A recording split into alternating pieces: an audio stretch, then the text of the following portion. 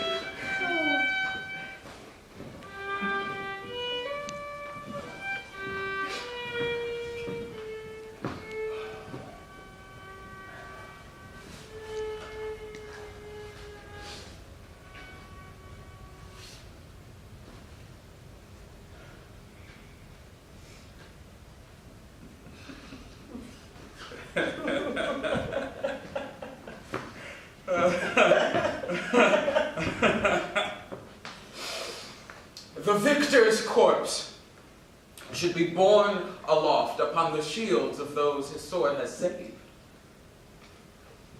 And the people put together as best they could what never could again be reassembled. To signify that never the remains of him that had won victory for Rome should suffer injury from rain, nor time, nor snow, nor oblivion from human memory.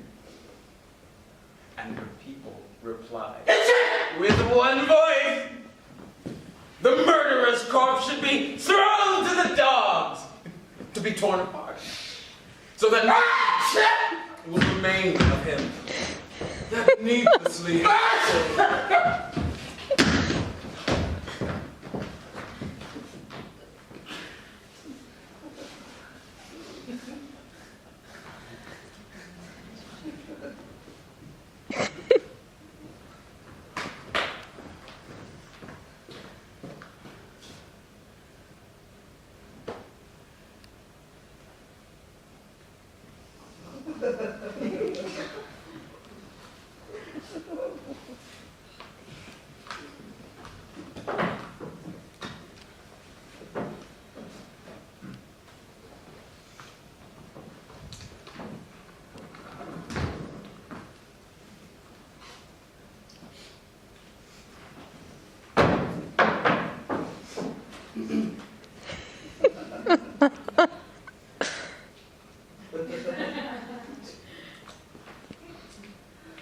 Seine Schuld löscht sein Verdienst.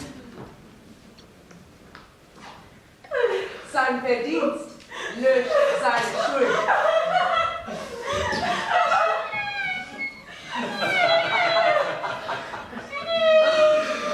Tödlich den Menschen ist das Unkenntliche. Lass uns, Jungs.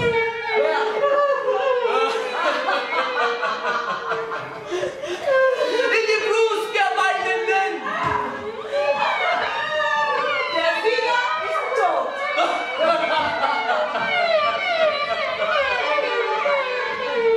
Seine Schuld löscht sein Verdienst. Löscht seine Schuld. In die Brust der Weidenden. Lass uns das loswerden. Tödlich ist das Unkenntliche den Menschen.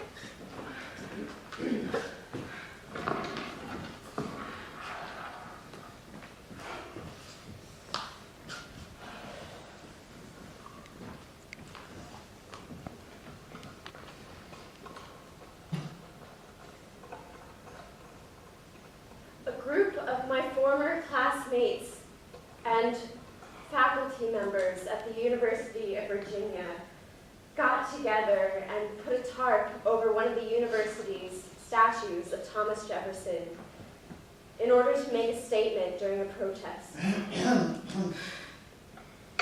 The president of the university said that they had desecrated the grounds that many people considered to be sacred. Every time I go to a big, protest of any kind, there's always that one thing, whether it's a protest or a march or whatever, we always meet in a park or something. And there's always this one thing that whether the organizers tell everyone not to smash police cars or whatever because we can't protect you if you're going to be doing that kind of stuff, there's always one thing that gets destroyed that nobody ever thinks about. And that is when you get a big group of people together in a park or whatever where there's grass, the grass gets trampled and dies. And I don't know why. I just thought of the grass. And that is why we need justice. Or justice. To speak for those who cannot speak for themselves.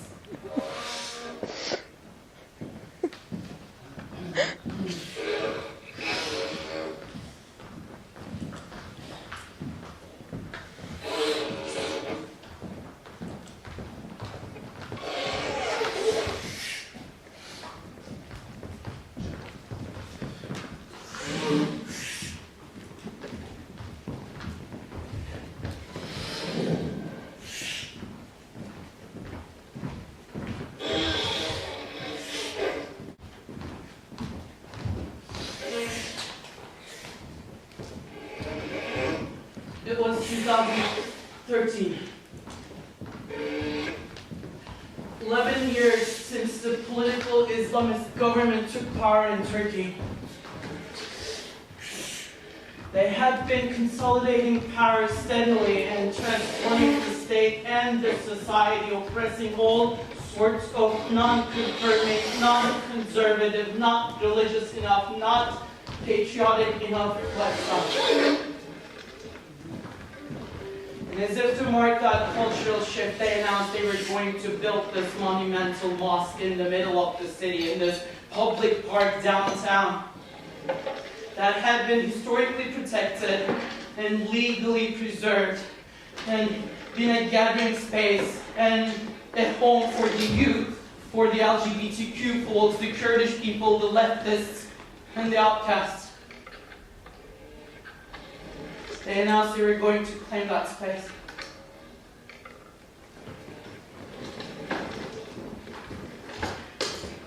So people went into protest and started squatting in the park in silence. Over the course of like a week or two, tens became hundreds. And that silent protest turned into this beautiful anarchist utopia with people coming from all sorts of backgrounds, like moderates, liberals, conservatives, Turkish people, young, old, straight, gay. They would all come together, set up tents,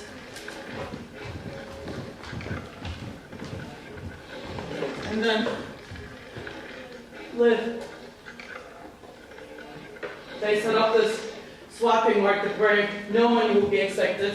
There will be academics coming in and giving free lectures. There will be people coming in during the day and then going to work, and then there will be people bringing good food from outside. There were musicians performing during the day. There were dancers performing at night. It was beautiful. It was unsustainable.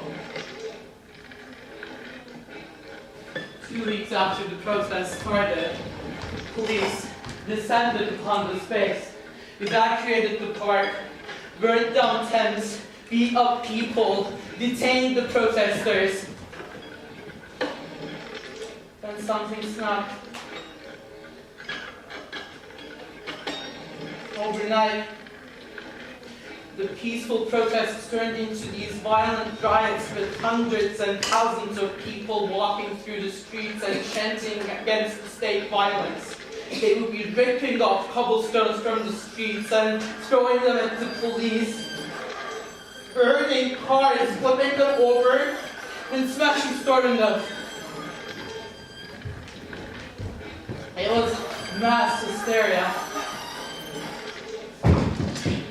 There was this woman in red who would stand a foot away from the police getting tear gas in her face, and then there was this naked man who would come out one night and took off his clothes and then ran naked after the police.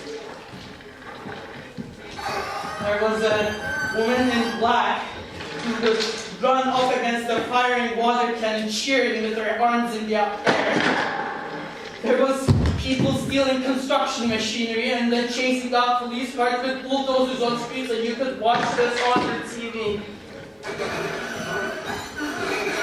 There were police, there were store owners tackling protesters, and then there were police and store owners and pro-government supporters running after the protesters with butcher knives and attacking them at night. It was mass hysteria.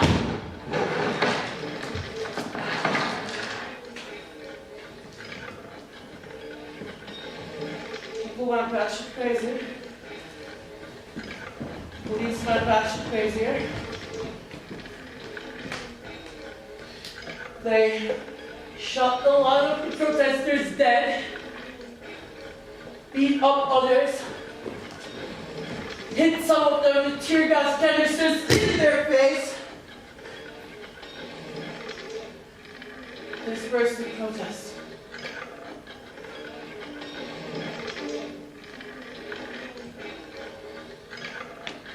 In a moment, there was a glimpse of change in the street. Then time went on.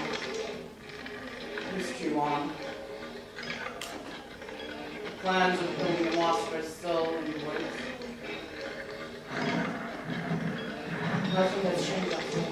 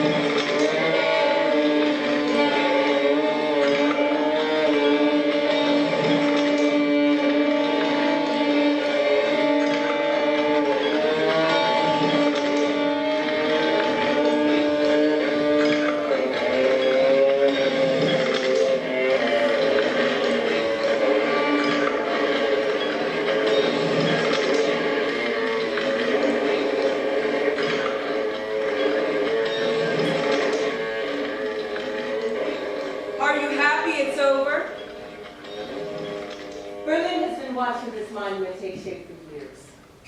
Are you happy it's over? No. For sure not. I'm not a finisher. I'm a starter. That's like saying you're happy you're gonna die. Endings for me are like, I always say, like a woman's pregnancy. Yeah, she's happy she's had the baby, but there is a thing called Postpartum depression? postpartum depression.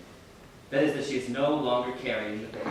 What is interesting to me is, just yesterday, I watched people walk into it for the first time. It was amazing watching those heads disappear into it like going underwater. You hadn't thought of that when you designed it. No, I hadn't. You pray and pray for such accidental results.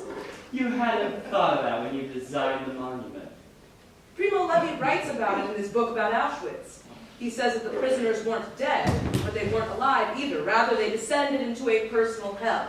I was suddenly reminded of that passage when I saw people walking into it for the first time. For instance, the sound. I had no idea the sound could be so muted inside. A lot of people say it looks like a I cemetery. can't think about it. One person says it looks like a graveyard, the next person says it looks like a ruined city, and then someone says it looks like it's from Mars. There was an aerial shot in the paper on Sunday. A beautiful photo. I've never seen a cemetery that looks like that. Everyone needs to make it look like something they know. You were against the building of the Center of Information underneath it, weren't you? The world is too full of information. It's too aesthetic.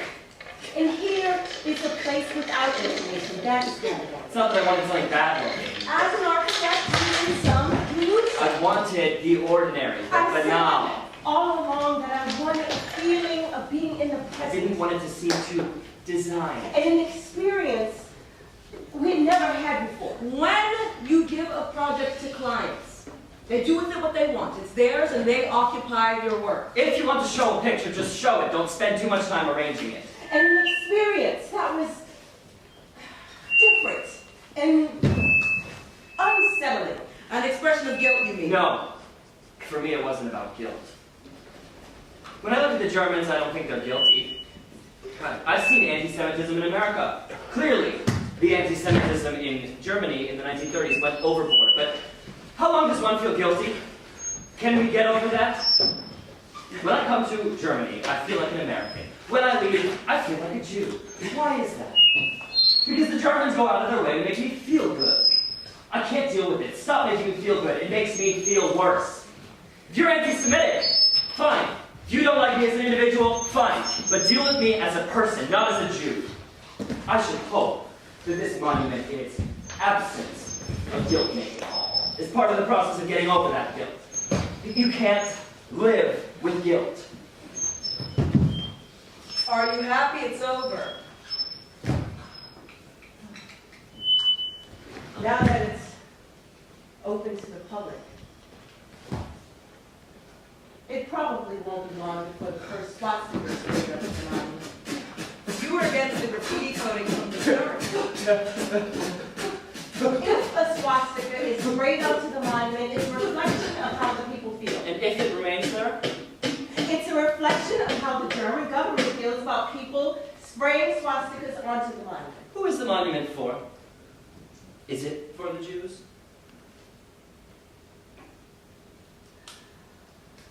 What can I say? It's not a sacred place. People will picnic in the field. Children will play tag in the field. Films will be shot there. You know, I'm not that into monuments. I don't think about them. I'm more into sports. Or is it for the Germans? It's a wonderful expression of the German people to put something in the middle of their city that reminds them, could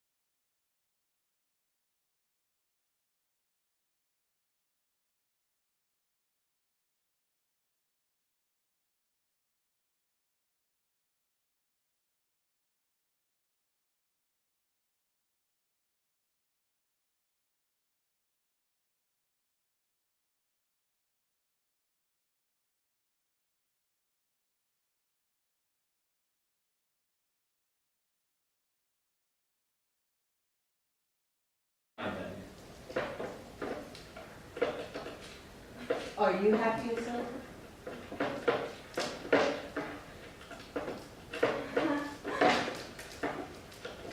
This is my vandalism fantasy. I want to vandalize many institutions, but the place that's the most enticing for me at this moment is the Customs and Border Protection at John Fitzgerald Kennedy Airport in New York City. I have my best friends here, even family. You know, the more I travel, the more America feels like home. But who cares? Every time I go back to, yes, I'll dare to call it that way, second home, I bump into a wall. It's not the fact that borders are protected that makes me want to vandalize them. It's the waiting and the growing anxiety, the monkey in my head. What if I say something wrong? No, you're fine. Well, am I? Hold on. Did I take my I-20 form from Polly with me? Oh God, that would be a disaster. They're not gonna let me in without this little piece of paper. And you know, after a while, I just start to think that I'm gonna cry where I don't belong. You know what I would do? Yeah, you know what I would do. I would take an axe and smash those glorious top security booths. I would knock over all the poles and run straight into the labyrinth of blinds. Just annoying lines. And then I would paint all the signs, the yellow signs on the floor that say "Do not cross." I would paint them in rainbow. Yes. And I would crush through the screens with yesterday and waiting time. There would be no more time to wait and no more line to stand in. And at the end, I would throw soil all over the place and plant cherry trees everywhere. So when the fall comes, cover the remains of the old world. Ah, the old world. If it only was.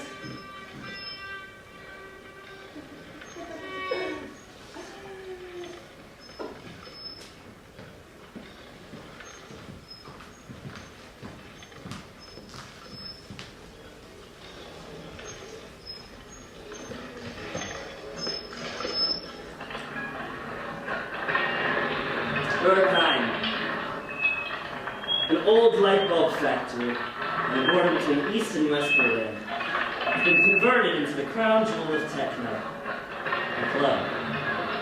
You wait for upwards of 2 hours in line. No English speaking. Smoke a cigarette. Look like you don't care. The entrance to the building is 6 guards covered in piercings and tattoos. Size you up and down, and they say, "Ja," or a 9. So you're in. Pass through a security check, a lot like an airport. They pat down your pockets, make sure you're not bringing any drugs in, and they cover the camera of your phone with a sticker. There are 2 rules inside. No photos, no mirrors. You get to the Great Hall. Above you, the spiral staircase leads up to the factory floor. And there's a massive sculpture of a man with a water jug in the Greek style. You're there with the drag queen. She has a problem with her lipstick. She needs a mirror. She begins to tear off the plastic covering of a nearby mirror, and immediately a guard sends us home. Hausverbot. On the outside of the building is spray painted the words, "Don't forget to go home."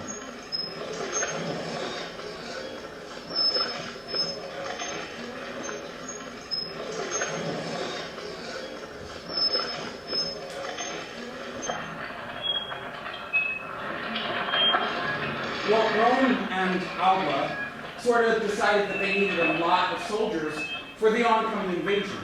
So they selected someone from each. Oh, they drew lots. Yeah, to figure out who would represent them. Yeah, instead of everyone fighting, right? Exactly. A victor and a loser. One on each side. Huh?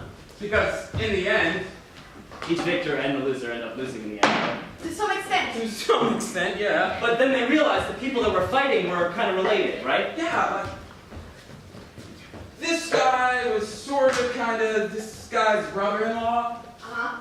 So they're like, yo, do you know how to do this, guys? And they were like, nah, let's fight to the death. And the Horatian defeats this other guy. Right. But before he defeats him, he says,